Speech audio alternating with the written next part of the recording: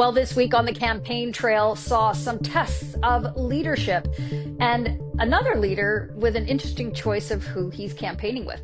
Hello, I'm Adrienne Batra. With me is Brian Lilley. Brian, you've been covering the campaign and the election for us wall to wall. We've got a great team of Toronto Sun folks that have been bringing you all the news. But what has emerged on the campaign trail this week, as I said, was tests of leadership. Let's start with the Liberal leader, Mark Carney, when it was brought to light that one of his candidates, Paul Chang, had suggested that a Conservative candidate, Joe Tay, could be basically kidnapped, taken to a Chinese consulate, and whoever takes him there would get the bounty that the CCP has put out on Joe Tay's head. When all of this had been brought to light, Mark Carney still stood by this candidate. What a failure of leadership here. Yeah, it shouldn't take you more than 5 seconds to say, you know what, you encourage people to take someone and hand them over to a hostile foreign government that has recently killed Canadians, that has kidnapped and used as hostage leverage to Canadian diplomats in the past. It shouldn't take you long to say, I don't think you're a good fit. You're not Taco Bell material. We're going to pass on you. It took Mark Carney 4 days. This broke last Friday. It really picked up steam online over the weekend. That's when I noticed about it and wrote about it. I think I first saw an inkling of it Friday late afternoon after Carney had already spoken to the media and about the Trump tariffs, his favorite topic. And then Saturday, nothing from Carney, nothing from Carney Sunday. Monday morning, he was asked 6 times. I was standing about 10 to 15 feet away from him at an event in Woodbridge, north of Toronto. 6 times he's asked, and he defends Paul Chang to the hilt. And then at 11:55 on March 31st, I think he did it at that time so that it wouldn't come out in the morning and people think it's an April Fool's joke. Chang decides to resign, and then Carney figures we shouldn't talk about this anymore. C'est fini, ça suffit, point final, as he loves to do. That was a failure of a test of leadership. Compare that to Pierre Poilievre, who they've had some candidate problems as well. But if somebody pops up like the guy in Windsor, or there's another guy in BC right now, problems that the vetting team didn't pick up on, boom, you're gone. Mm-hmm. Yeah, the Conservatives have had to fire 4 candidates, but it was decisively done as soon as something came to light and was brought forward. They were gone. And so that's such a difference in how Carney handled it and versus how Poilievre handled it. And you were even there. You got video and audio of Carney's rigorous defense of Paul Chang before he ultimately resigned. And world of difference. The Conservatives these are flash in the pan local stories that, yes, will bother them, but they're done that day. And if Mark Carney had done the same thing, come out Saturday morning and said, I've seen what's there, I've seen what Paul Chang has said since, and this is unacceptable. Instead, we had days and days of regular media coverage. It was picked up by the Sunday chat shows, at least by CTV, on Question Period Sunday morning. It was front page of the Toronto Sun. It was front page on Sunday. It was front page on the Globe, I believe, on Monday. This thing picked up steam. And then by the time he did it, people were saying, no, you don't get credit for this. He resigned after you had defended him vigorously, and only resigned after the RCMP admitted they were looking in to see whether the guy's actions had broken several different sections of the law. So, you've got days of bad media coverage, partly driven by the fact that Carney was hiding from the media on Saturday and Sunday, wouldn't talk to anyone despite having events going on. But days of bad media coverage, that's what campaigns try to avoid. Every campaign wants to avoid that because it takes you off your message of the day, whether it is tariffs or Carney on Monday was trying to talk about his housing plan, which is to build a new bureaucracy, by the way, to build houses for you. One word not mentioned anywhere in his plan: ownership or buying. The only time that a homeowner or a property owner is mentioned is that if a property owner sells a multi-unit development to a co-op or the government or a land trust, some form of like non-capital capitalism ownership, then you will get a tax credit. It's the only time that home ownership is mentioned in Mark Carney's housing plan. And what do young people want to be doing? Buying homes. So maybe it's good for him that no one was paying attention, but he was knocked off his message for several days.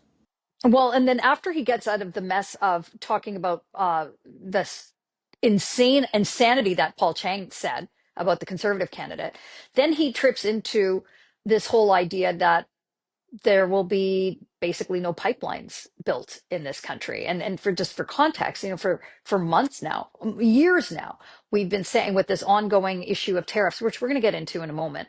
But this ongoing issue of tariffs, Brian, we're saying we need to find new markets. We need to sort of extricate ourselves from the United States as our number one trading partner. We need to look at other parts of the world. We need to look in Europe and whatnot, expand Canada's trading partnerships globally. And then in the meantime, this conversation's happening, and then Carney says no, that he's going to not repeal Bill C-69. And for context, C-69 has basically halted every development project in this Yeah, country. not just pipelines, mines, industrial projects, Right. everything. It's build the no new pipelines bill, but it stops everything. And so he gets out of one mess, and then he jumps into another one. And I'm not sure though if that one has traction. I mean, it certainly speaks to people that would support liberals, but isn't that all just about Quebec, vote-rich Quebec, where they basically said no pipelines will ever be built there? So let me put it in context for everyone. One of the ways that we can build Canada's economy, make it stronger, more resilient in light of the tariffs and the other economic threats that emanate from Washington, from Donald Trump's decision to try and change the global trading order, his decision to revamp and restructure the American economy, we need to be able to respond rather than left behind. And that doesn't mean retaliate. We need to change how our economy works.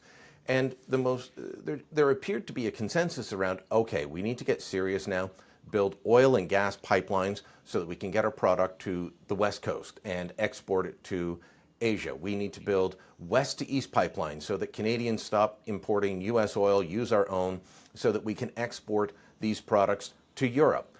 That seemed to be a consensus. And in Western Canada, Mark Carney has talked as if he would build pipelines. He didn't explicitly say it, but he used words to make it sound like it. This is one thing you have to be very careful with Carney. He's precise in his language, and he uses that in a way to make you think he'll do one thing when really he's not saying that at all. So he made it sound like that in Western Canada. He talks about national trade corridors that make it sound like, oh, that's like the Poilievre plan that would do, have hydro lines and pipelines going through a national infrastructure corridor. No, he's not talking about that.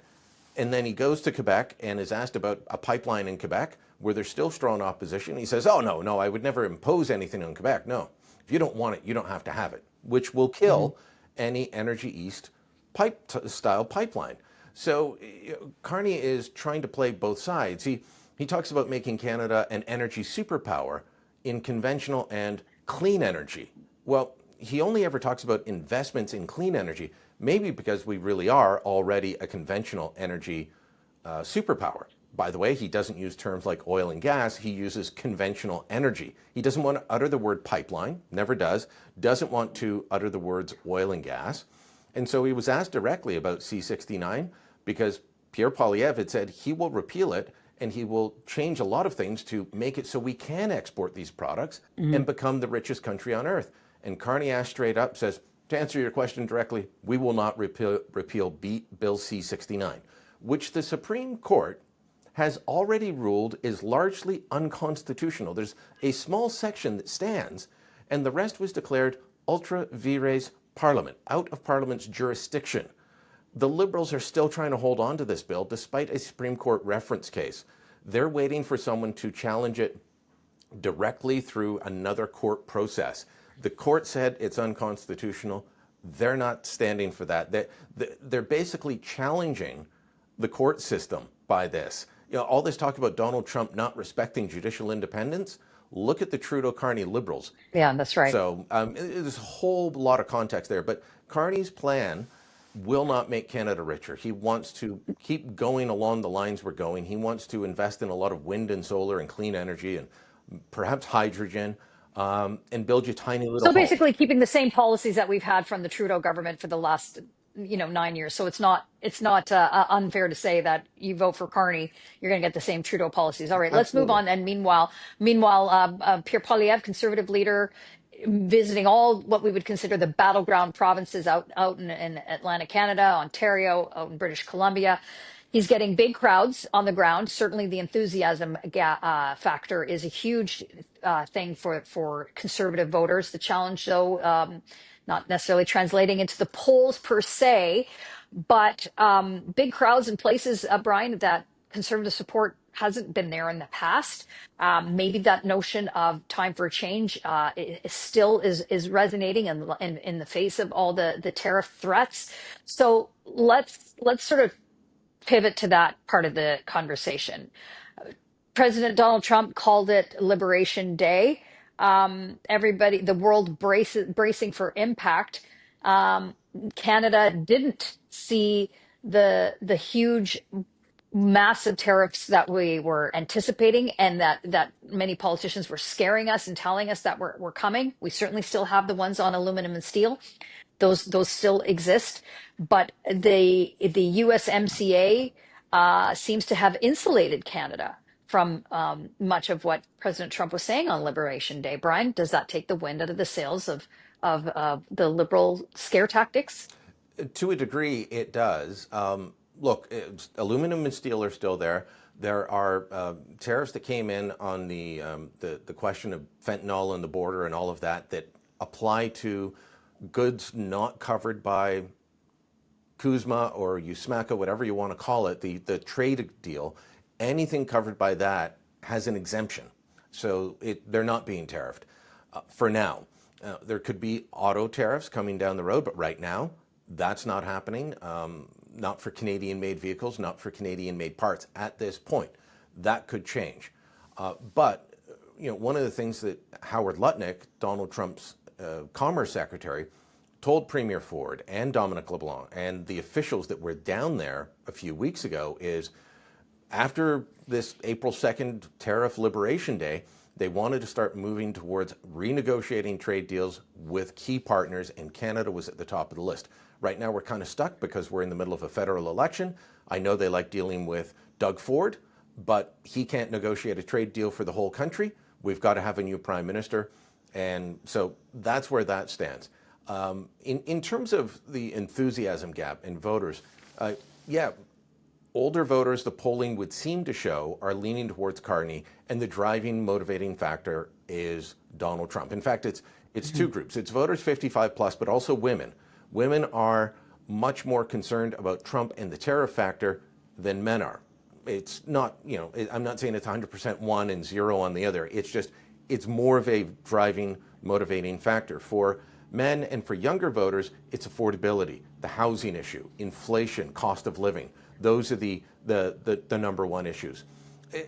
What I'm seeing in the polls is a lot of confusion. The pollsters, there's some general trend lines nationally. There's a lot of up and down, like not agreeing on where things are in regionals, where it matters. How are they doing in Ontario? How are the parties doing in BC? And even within some of the age demographics, it's up and down.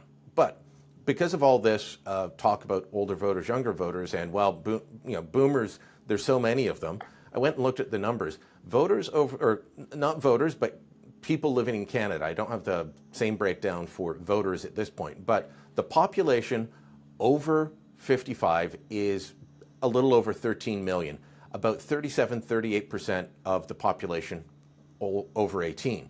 The 18 to 55 category, which most polls are showing leaning more towards the Conservatives, there's 19 million of them, more than 19 million. So there's a big gap. Problem for Poilievre and the Conservatives is older voters more likely to vote. That's right. Will there be a big That's surge right. in motivated younger voters like we're seeing at the rallies, but people who aren't taking part in polls? Perhaps, and I know a lot of Conservatives will hope for that. Hope isn't a strategy, though. What they have to do is what Barack Obama did in 2012 and what Donald Trump did in 2024. Both of those presidential campaigns won because they targeted voters who don't normally show up. And That's right. according to Abacus data, people who didn't vote in 2021 and will vote this time are strongly leaning to the Conservatives. 46% Conservative versus about 33, I believe, Liberal. So they need to target that, folks that don't normally get out to the polls. If they do that, we could see a ballot box surprise. We could see it show up in the polling. There's still a lot of time to go, and I know people hate hearing it, but voters are fickle, polls can change, campaigns matter. All right. Well, one thing that is probably surprising, one of the parties that we haven't really talked about because they almost seem to be non-existent, is of course the NDP, Brian, and some questions swirling around Jagmeet Singh, the leader of the NDP, campaigning with a keffiyeh wearing OnlyFans producer. And it seems like an odd choice of someone to campaign with. We're showing some video here. I I mean it's strange, but I don't necessarily need to focus on that. But the NDP seems to be irrelevant, non-existent, and off the radar Well, completely. I've been saying for a while that they're not speaking to average voters, and this is a problem for them.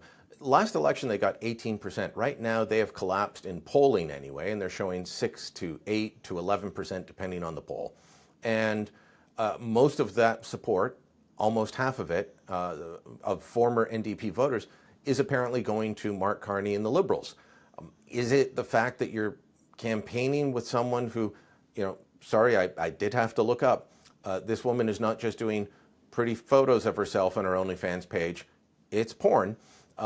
Showing up with someone who does that, who posts a lot and discusses her hatred of Israel and calling for Netanyahu to be arrested and Israel, an apartheid state. That's a weird demographic to say, oh yeah, let's go for the OnlyFans hating Israel crowd, or the two guys wearing dog masks as their fun. I forget what that subset of folks is called. You need to be talking to wider audiences than that. The NDP campaign has seemed low energy, low budget, which it definitely is. This is not the type of campaign that we saw Jagmeet Singh run the last two elections. It's not what we saw Tom Mulcair run. It's not what we saw Jack Layton run. It is a really strange campaign for them. Are they trying to help Mark Carney win? I mean, they supported the Trudeau Liberals for the past bunch of years, so maybe they're just trying to support their friends in this way by just failing at their jobs. It's bizarre. But for all the people saying the Conservatives have blown it, they're still polling at 38%. That's normally enough to win a majority in Canada.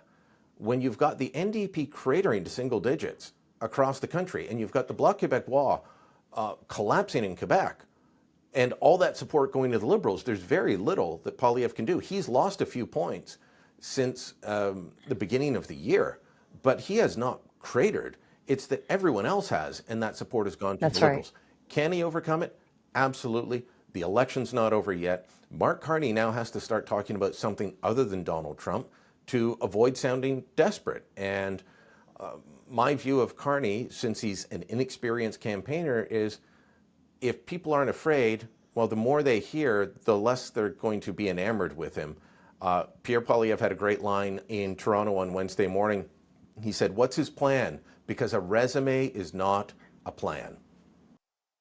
Well, will the ballot question still be those horrible tariffs, or is it going to shift back to a time for a change? Let us know what you think in the comments below. Like this video and subscribe to our YouTube channel, and go to thetorontosun.com. You'll find commentary and coverage there you will not find anywhere else.